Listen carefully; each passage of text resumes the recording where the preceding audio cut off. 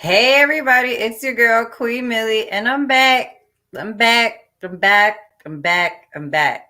There is some things that tried to get me off topic today and off script, but I will not allow it. I will not allow it.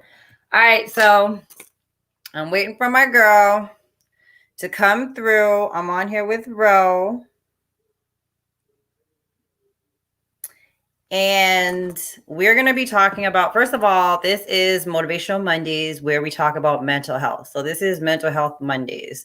And I wanted to talk about mental health because we need it, first off and foremost.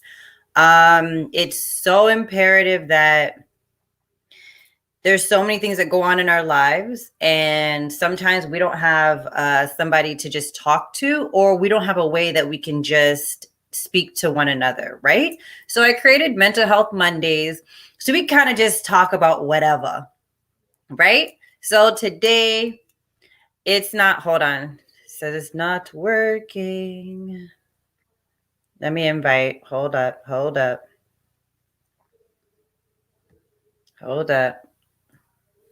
me invite my girl.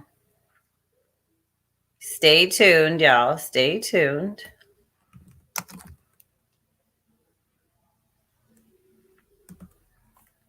So we can get this together.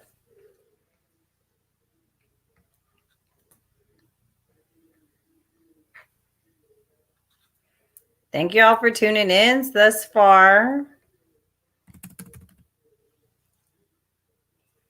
Boom, boom, boom.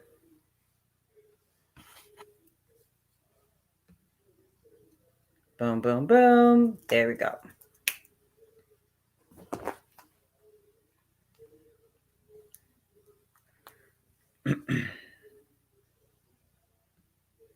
Okay. So I'm back. Go to Messenger. It's in that. The link is in there. So, all right. So we're talking about Mental Health Mondays, and today's topic is creating family boundaries. Ugh, I know, right? A lot of people don't want to talk about family issues, but I'm down for talking about family issues because, for one, I just feel like if we don't talk about things, then we just can't heal from it. There's no point in that. Like, you got to heal. So I thought that was really important. I was having a call with one of my girlfriends, and we were just talking about a whole bunch of family dynamics that are going on that we see. And it was just needed. Like, there's so many things that's going on right now, and we all hear the two words generational curses. Okay, so we're gonna be talking about a lot of that stuff too, and just so everybody can just kind of get on the groove of dealing with it, creating boundaries, because that's very important. So I really want everybody to tune in. My girl, she's going to come on. Don't worry. It was my fault with the link. It was my fault because there's two different links. So anyways, how's everybody doing?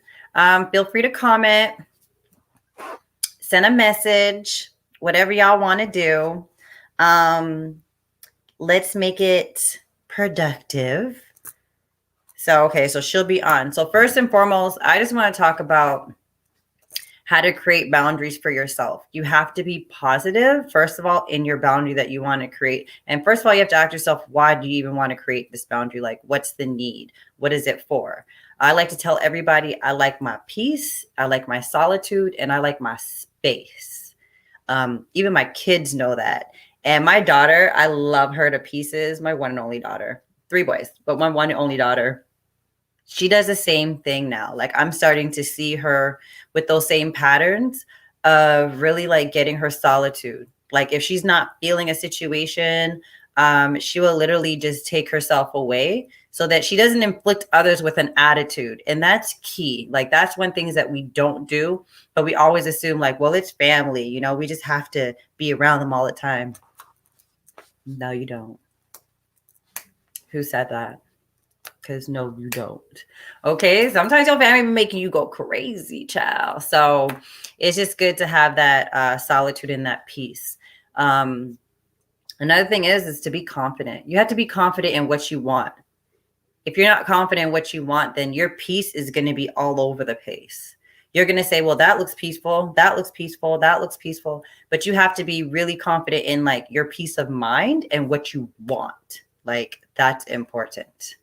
So let me take a look here. Thank you guys for coming through. You're so dope. You are so dope. And if you want to hit up a comment, feel free to do so because I'm all about feedback. I think it's important that we really get on front with what we need, not what everybody else needs, but what we need. Like, how is it going to help us grow? And that's a major thing that we don't talk about a lot is growth. So there's going to be so many series to Mental Health Mondays. There's going to be some good pep talks going on.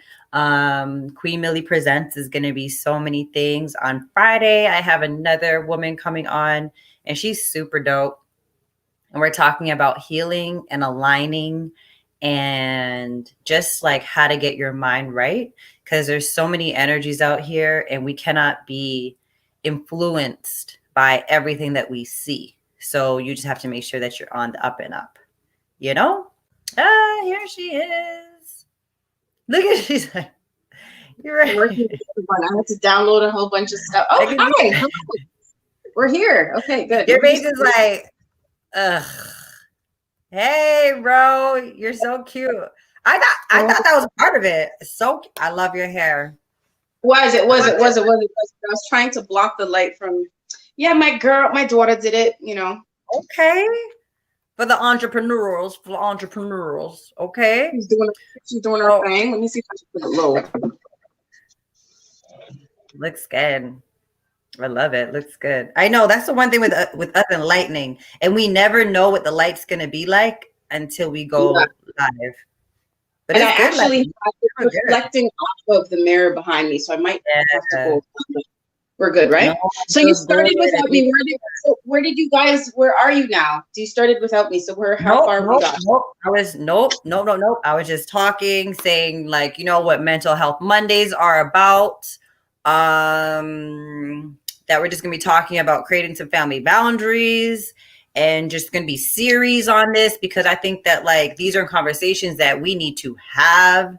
And if it goes long, it goes long. If it goes short, it goes short. It is what it is. But yes. So anyways, so talking about creating healthy boundaries. First of all, a healthy boundary, is where each person understands each other's space and respects it. Okay. So for everybody's like, what's a healthy boundary? Like that's just layman terms with it.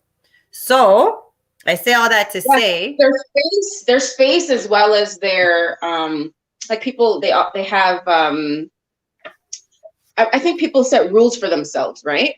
Yes. Set rules for home for themselves. So if for their children, so if they say my children don't eat meat, please don't serve them meat at your home. So there's so many different ways to set a boundary. So yeah, we can get into it. That's a good one that you say. Especially right now, it's like health is wealth, right? And there's a lot of people that's like, look, my kids don't do this. My kids don't do that. My kids don't do. But then you see a lot of like older generations that's like, you know, growing up, I never had to do this and I'm just fine. And they still will feed your kids what you say not to. Like, have you ever had that? Have you ever been in that predicament where somebody like went against what you said for your kids? Has that happened to me? Yeah. Yes, I remember it happened once actually, but that was, she had, and in this situation, I know they didn't mean any harm to her, but I was just like, don't give her any hard candy because I'm going to take her to the dentist and make sure that her tooth is, and they were just kind of like, you know, it's a little candy's not going to harm her type vibe. And I'm just like, why can't my rules be my rules for my child? Everyone already raised theirs. Why can't I raise mine? Yeah. It's just one of the, like, And sometimes I do feel like, and it's possible that, I mean, I pray that I don't do this. It's possible that I might slip and do this one day without realizing, but I don't think it's fair to assume that because someone is a young mother that they're still not mothering correctly. Right. I've been able to witness a lot of teenage mothers who've done pretty decent jobs. I mean, really good jobs. Like I know one, I used to mentor one, and I got to say her name, Regina. She won't even mind that I say it, but she is a dope mom. Like her whole life is her son. Like she went to the army, like, you know, she went back home and she just was working, but her whole life is her son. And she's a young mom, like young, like, I wish I was back in them days. But the stuff that she's seen growing up, she like did the complete opposite.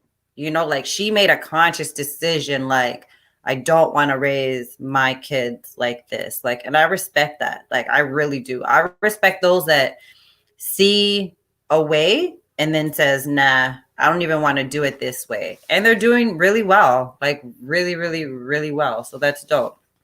That's dope. I like that. So you've raised 3 amazing girls, like 3 amazing. Of course, like the job never stops. But is there anything traditionally that you've seen being done, like maybe in the way you were raised, that you said that, you know, if you had kids, you wanted to do it a little differently? Oh, so have I switched it up and maybe not taken the traditional route? Is that what you mean? Yeah. Yeah. Good question. Well, growing up, when I was a teenager, I was in a dance group that we formed ourselves. So it was family and friends who formed it. But I did want to have some extracurricular. Like, I mean, I would have loved to have had swimming lessons. I would have loved to have had lessons to play an instrument, you know, just to see if that's something. And I just found that I wasn't really in that many extracurricular activities outside of just coming home and sitting at home. I mean, they used to have, I grew up in Jane and Finch, so they used to have like after school gymnastics, you know, 2 girls would be like, it's $5. Do you want to do it? So I would always be like, yeah, I want to do it. And I would try to do anything after school. I would always do track and field. I was good at track and field, but I always wanted them to do something. Always wanted to do something extracurricular. So with my kids, I made sure that I did that. I made sure that they can all swim, because I was growing up, and I mean, to this day, I mean, I walk swim, you know, I'm on the walk swim tip. And I didn't want my kids to go out like that, because I was always like, anytime we went out, we were at the beach or anything, everyone was jumping and swimming. Here I was on my walking, you know, pretending to swim. And it was embarrassing. I was like, why can't I swim? But I mean, it might even go a little bit deeper, because I had a reading with a psychic who told me that I was very afraid of water and blah, blah, blah, blah. And I was like, but that, I would say that that's something that was really important to me, is to give them access to things other than just coming home, sitting down. I can't even say watching TV or going on your tablet or anything, because I didn't even have that. I had to get really creative when I was younger. Right. So I would say, yeah. What about you? I think I was very traditional with raising my kids. My mom was traditional, but our traditions kind of intermingled. Like, I don't know, like I kind of, maybe on the discipline tip, like I never got whooped. Like I never got beat. Like I know. And I have Jamaican parents. That's like, you know what? That's like my one thing. Like, ooh, what would nobody guess about me? Because I was bad as shit. But right? Yeah, I was. Yes, to the world. I was bad as shit. Like I was always fighting. Like I was always say what? Say who?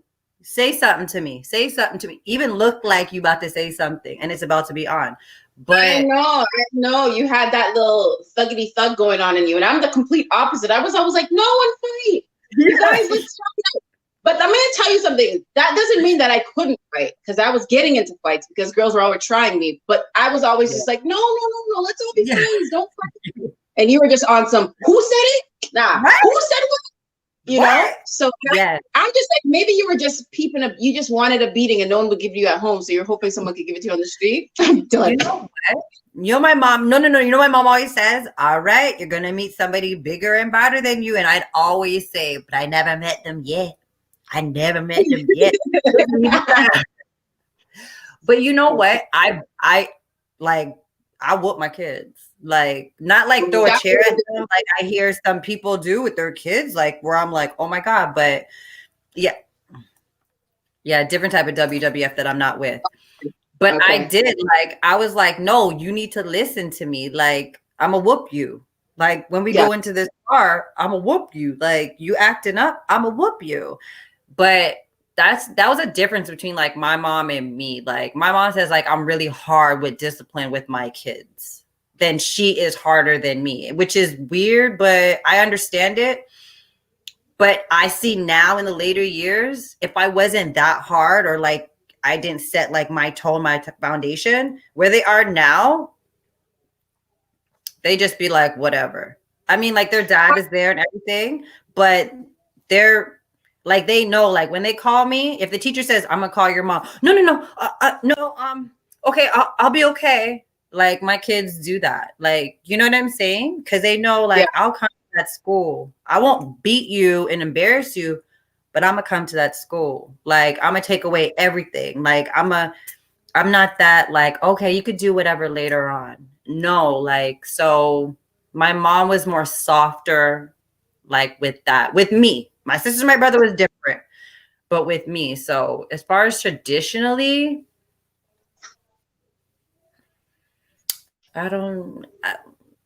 maybe like deeper things, but no, like, when it comes to the kids, we're kind of different.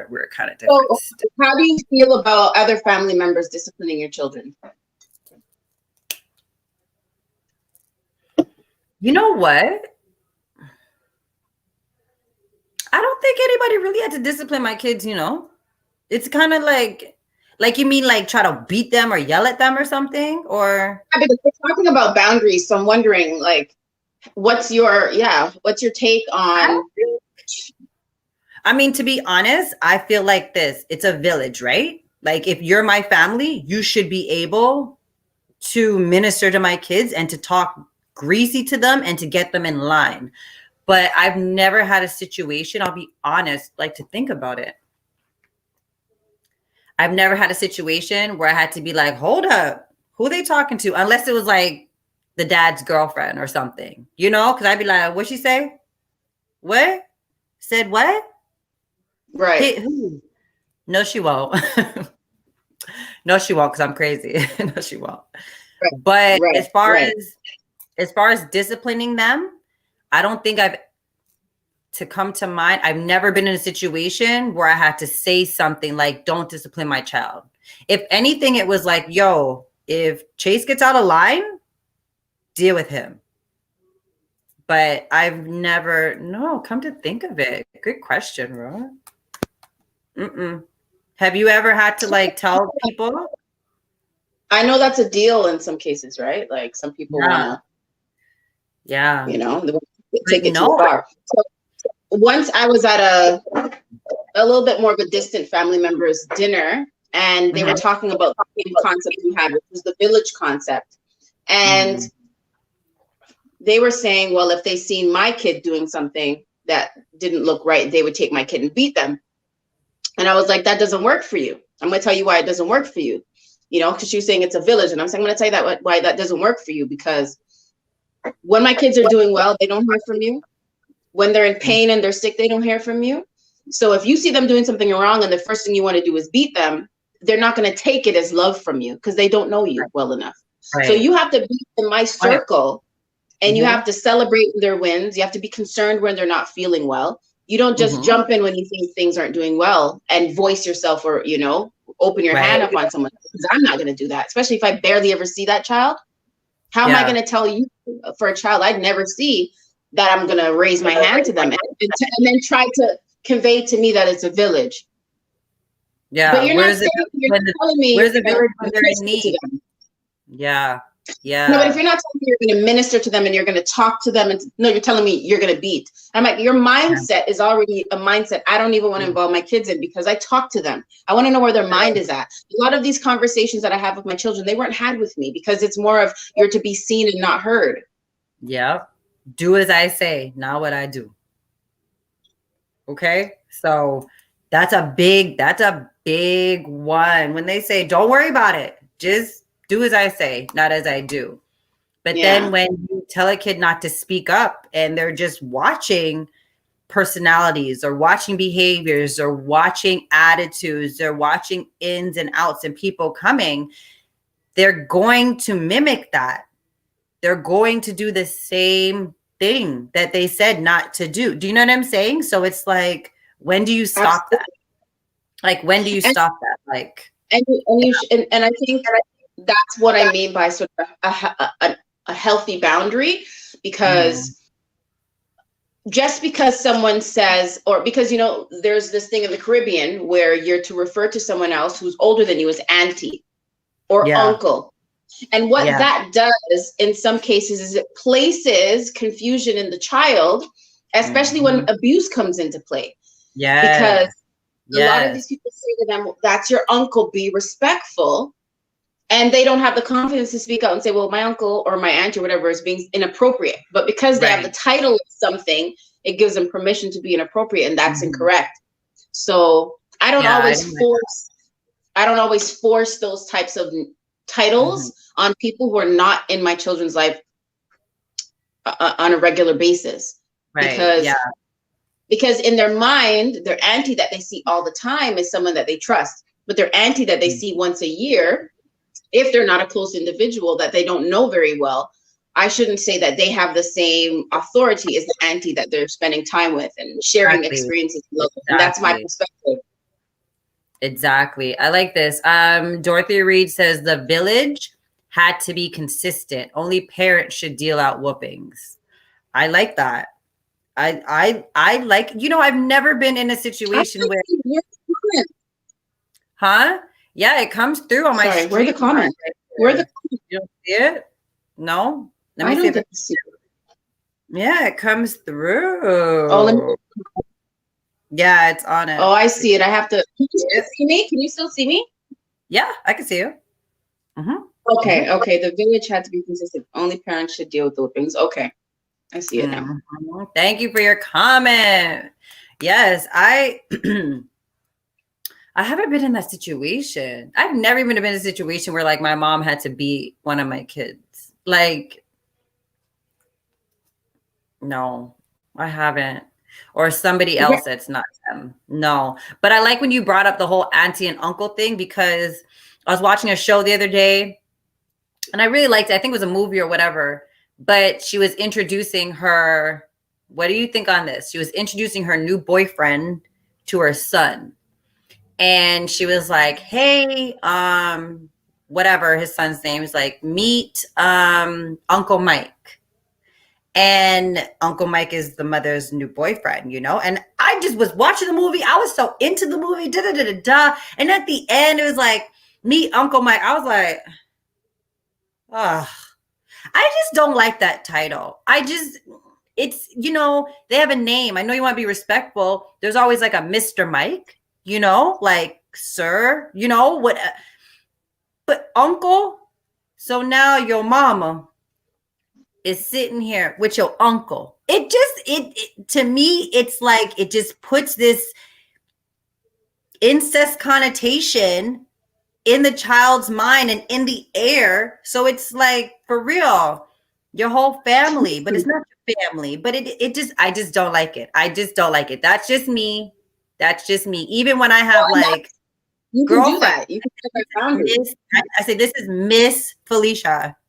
Like, when you want to get to the point where you are so tight with them, it's like, yo, I feel like she's my auntie. Because you know that we have aunties like that. They're not our blood, but we've grown up with them over the years. So they're literally like our auntie. Like, I call my auntie Exactly. Dorothy. That's my auntie. We not blood, but it's like my auntie. Like that's my village. But I feel like when we put that in, especially with relationships with kids, we're just giving them something that we don't need to. Like we're putting something into their brain Absolutely. that we just don't need Absolutely. to. Mm. I mean, that's my take on it, but I also understand the other side of it. Like, for example, if it's a male friend that's been around for a long time, I don't know that I would have to introduce them in the first place. Like, if they haven't grown up seeing this gentleman, then I'm not going to introduce a brand new male to them as an uncle, right? It would have to be someone that I've spoken about. So, I mean, I haven't had many of this happen. I mean, my daughter's daycare provider, she used to say to me, tell your daughter to call your boyfriend uncle. And I'm like, no, I'm not doing that. Because he's not her uncle. So I'm not doing that. But it's respect. And I said, that's not how you show respect. But I said, there's not only one way to show respect. It doesn't have to be that she's uncle, because he is not her uncle. And she has actual uncles. And that's going to cause so much confusion. So she used to try to teach her that when I wasn't there. No, call him uncle. And I was like, no, you don't. Okay. No, you don't. That's not what we're going to do here. We're not going to do that. And if that's what you do at home, that's okay. But I know that your kids don't call your husband and uncle. Certain cultures are different. Certain cultures, like I have somebody that says, Jody, hey, Jody. Jody says it's certain cultures in Africa, every adult is an auntie and uncle. And she says, but I miss Jody. I love that. And it's true. She says, but I miss Jody. I feel that. Yeah, she says certain ones, they just say auntie and uncle. I mean, we all know I love my Nollywood movies. I watch African movies all the time, and you hear auntie, uncle, auntie, uncle. But it's in the Caribbean too. It's in the Caribbean too. It's all up in the Caribbean. That's what they do. So I want to say culturally, it's just different. It's just different. But I'm speaking to the fact that the uncle term can really confuse a child when certain behaviors, you're not sure how to view them, because this is supposed to be someone you respect and is older. But I mean, boundaries can still be crossed without the term. So I guess, but that's really what I was speaking to. But yeah, but it's very true. And it's still a respectful thing to say. Like, it's still okay. And it's still respectful, you know? True. Denisha says that causes too much confusion. I agree, Denny. It yes. Like I like that. And it's nice because it's like our generation is talking about like, it's too confusing. Do you know what I'm saying? So I love that. Common to hide inappropriate behavior in the African, Caribbean, like the inappropriate behavior is swept under the rug. And when you listen to abuse, the victims of abuse, it's always someone that's close by. It's always some sort of uncle or grandfather. So, you know, we also have to, and I also do not pressure my kids to give adults hug if they don't want to. You know, this whole thing, like, be nice, give them hugs. I encourage my children to be completely body intimate with people they don't feel comfortable with. And this thing where people are forcing their children to be respectful by forcing them on people. And that's another place, that's another area that just like, no. You know what, the one thing, there's, you know, me and my kid's father, my ex-husband, we agree, I think, on some things with, it's like some things, like we don't agree on everything, but there's some things that we definitely agree on, especially when it comes to our daughter. And I think from day one, no sitting on the lap. Okay. Listen, Denny just said this, no lap sitting. Yo, when I mean my daughter is 13 now, she'll be 14 soon. I can't even tell you if I've ever seen her even give like a front hug. Homegirl don't even like to give me a front hug. Okay. She's just very like always to the side. When her brothers come to her like, Gabby, she's like, okay, I'm right here. To be honest, I'm really scared of her affection issues, but that's a whole nother story, whatever. But the whole sitting on a lap, like when my sons call me and they have their little sister, you know, it's their father's daughter, you know, their little sister, and they'll be like, come here, and they'll put her on her lap. And I'm like, put her down. Like, I'm yelling this to the phone. I'm like, put her down. Mama, what's the problem? I don't want her to get used to sitting on men's laps. This is not my daughter. This is not my daughter. But this is in my village. You know what I'm saying? This is in my village. And I do not like lap sitting. I don't like it. It always brings me back to Dance Hall Queen, one of my favorite movies. One of my favorite movies. Oh. And you know, later on in life, I started looking at the movie like, whoa, this is allowed behavior from time. Like, we talk about a lot of things going on in families, but this is a norm. Like, this was a norm. Like, yo, we have to. I think that those some of those incidences, they didn't contain context to go along with it. So it's like,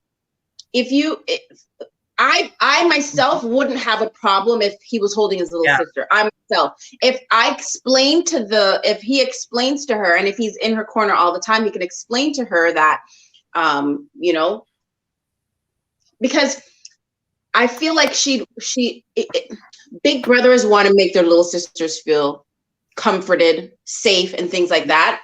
But to your point where you're saying you don't want her to get used to it, I like that, the fact that you said you don't want her to get used to it, because she'll instantly probably feel comfortable jumping on anyone's lap, right? Mm-hmm. If her brother picks her up, she'll just think it's normal.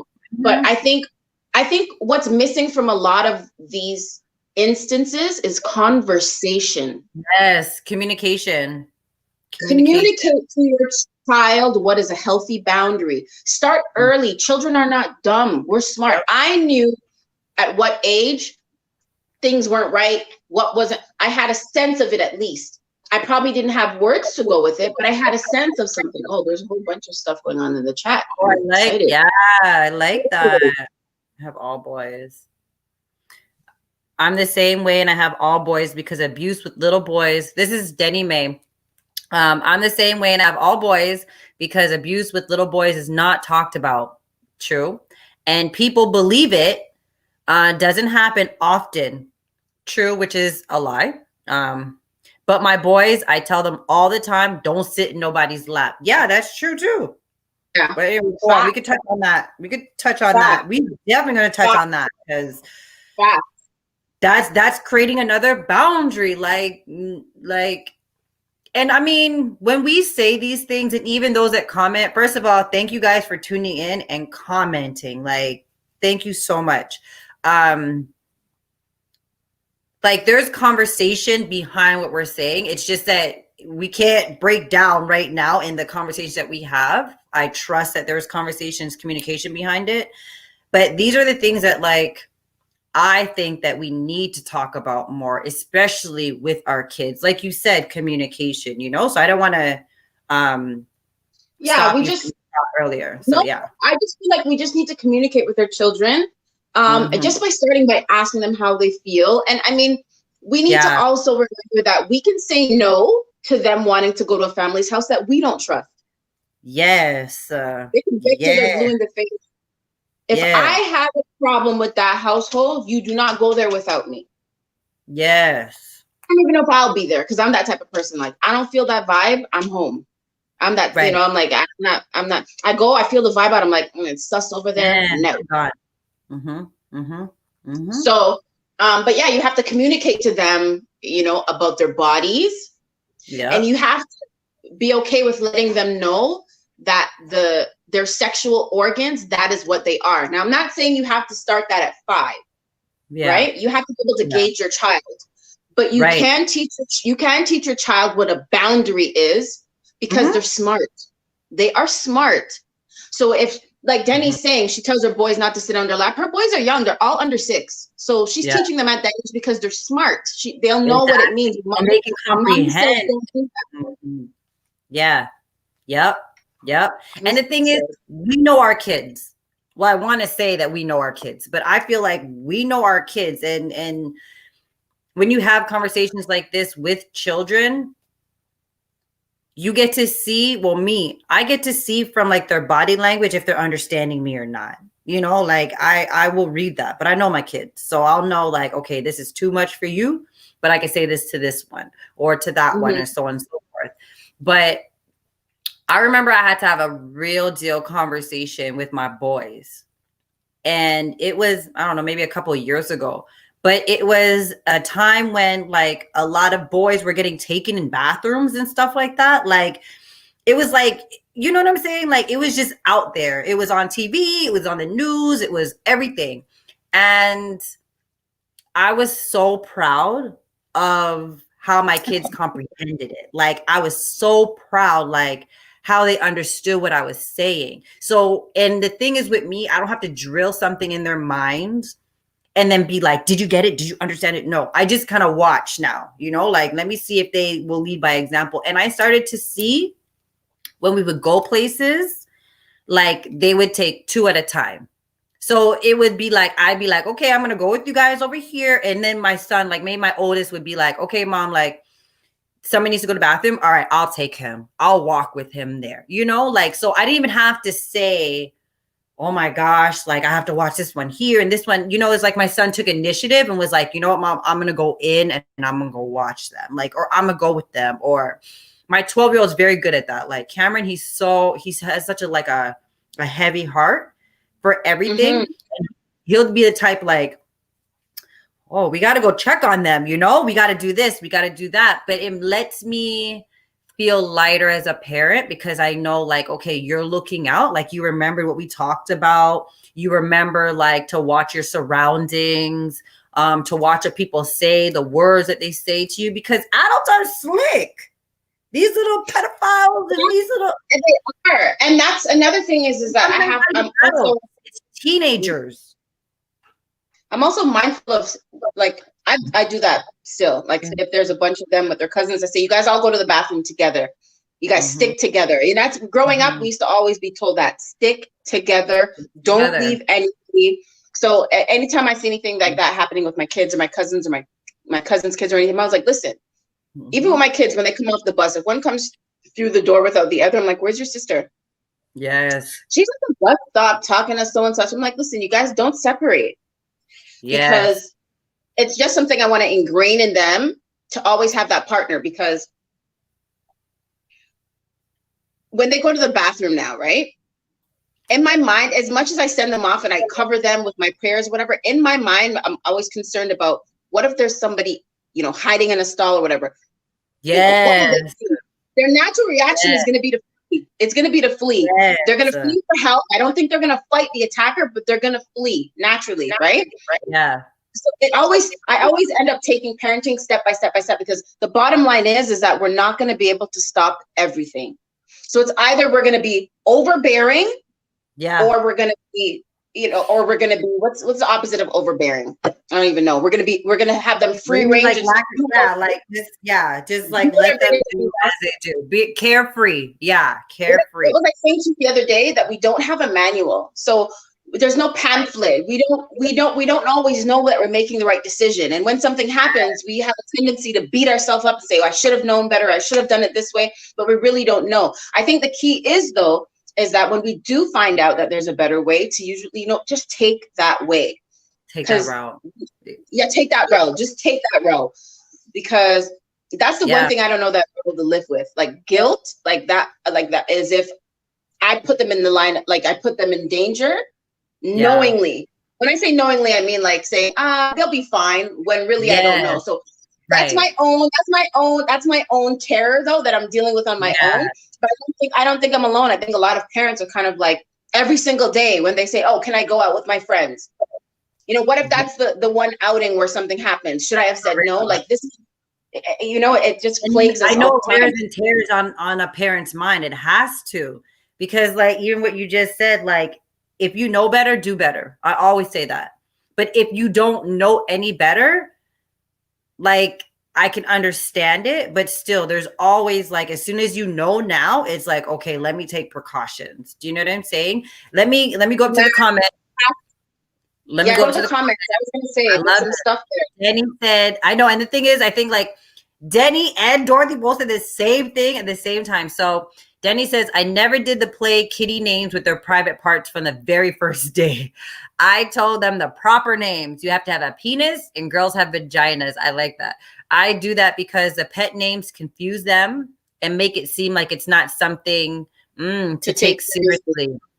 I like that. So God forbid someone touches it inappropriately, they would be able to tell me straight, so touch my penis. The comment right after that was, use proper body parts names and use age appropriate explanations to teach them safety and who to trust. They're like, I just said the same thing. I like that.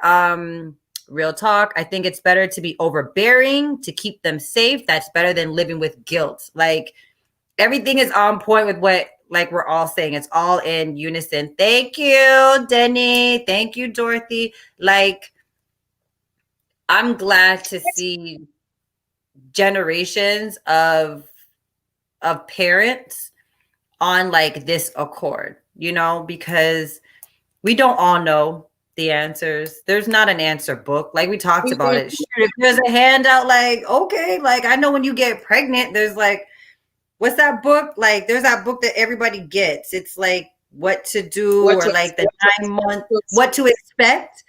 Yo, that was my Bible. That was my Bible. I was in every month, every week of writing. I'm like, ooh, this is what to expect. But then when the baby comes out, you're like, what do I do? Like, what do I do? And you have to learn on your own. And as parents, and this is why I wanted to really start like the momhood, because we don't know everything. And we have a lot that we deal with on an everyday basis. Not to say that dads don't.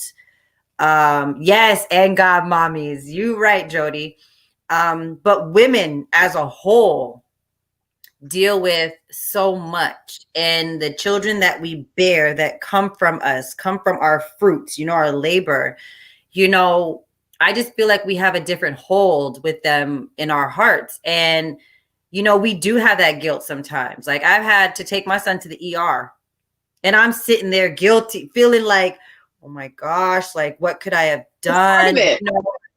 You know, oh my gosh, I didn't know he was going to come in and pull on a string and the iron come down. And you know what I'm saying? Like, and then, you know, my husband at the time is like, it's okay. You know, that's what he does. You know, boys are, you know, and I'm like, no, oh my God, I'm horrible.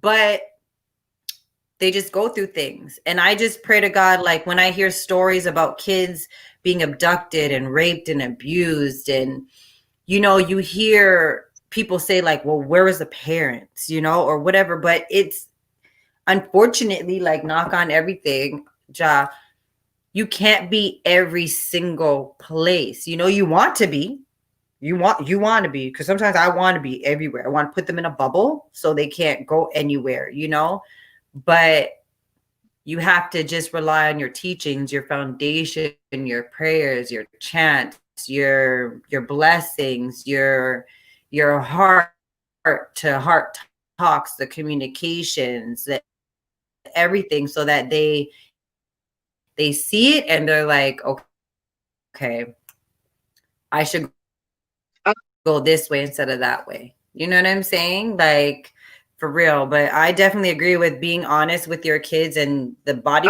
parts. I tell them the kids all the time about body parts. Okay, she got disconnected, so we will continue because I know she's gonna pop back in. But that is so definitely true. I think that by naming them like their pee pee and their poop poop and whatever, like whatever works for you is whatever works. Actually say, you know, like, no, this person touched my penis. You know, that's important. That's really, really, really important. For them to say that and for you to understand that. So sorry. Oh, hold on.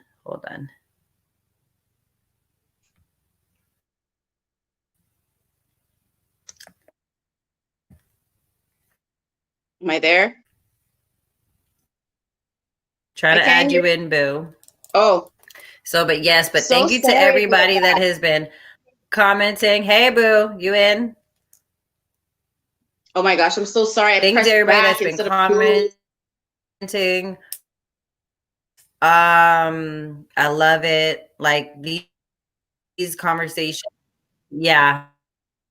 You hear? You got it? You good? Yes. You can hear? Uh-oh. No, you're good. You know, we just slide in with the talk. A little bit It's all behind. good. I was just thanking everybody for their comment thus far. Like, so okay. Have you ever had to? Okay, this is one of the ones where sometimes you live with your family members, and yeah, knowledge is the key. Give the youth all they need to know at a young age. Trust me, they're listening. True, Jody.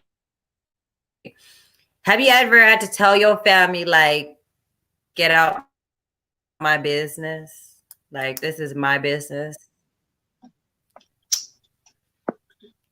You're behind. Can you hear it? You asked me about. You good? I don't know if you're on time. I can only see myself, so I'm gonna. But the question was, have I ever had to tell somebody to get out my business? My family. You on now? Can you hear? I can hear you. Can you hear me? Okay, for those out there, especially you, Jody, have you ever had to ask your family, like, get out my business? Even though you know that they're coming from a place of like goodness in their heart, let me know.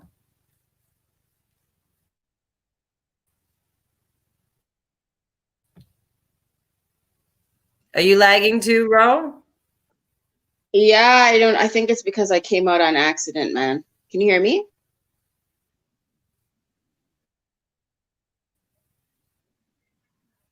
Oh, man.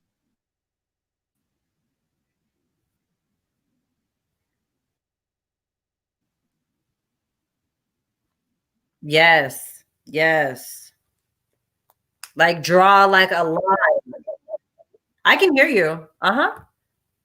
I can hear you. You can't hear me?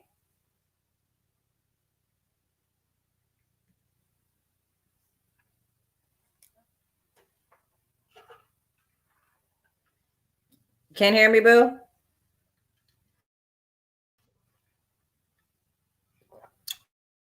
Oh, somebody said Jody says politely too.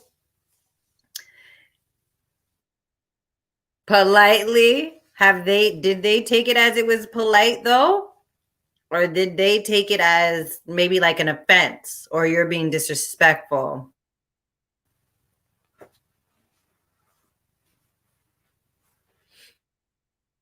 I don't think this is a good thing to reconnect on.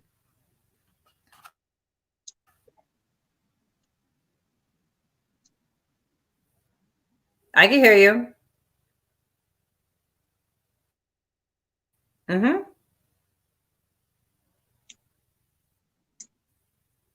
Okay. You're not hearing or you're not going all year Okay, good. So long. you can. Jody, all year long. So can you hear me? Okay. So Ro had to step out. We're gonna see if she could get reconnected back. All year long. Yeah. Listen, and sometimes it happens like that. Sometimes families to tell me to get out their business. But I've learned that everybody needs their space. You know what I'm saying? And as you get older, it's like they don't look at you like you have gotten older. So that's one of the things. Let me see if I could add her back on. Excuse me.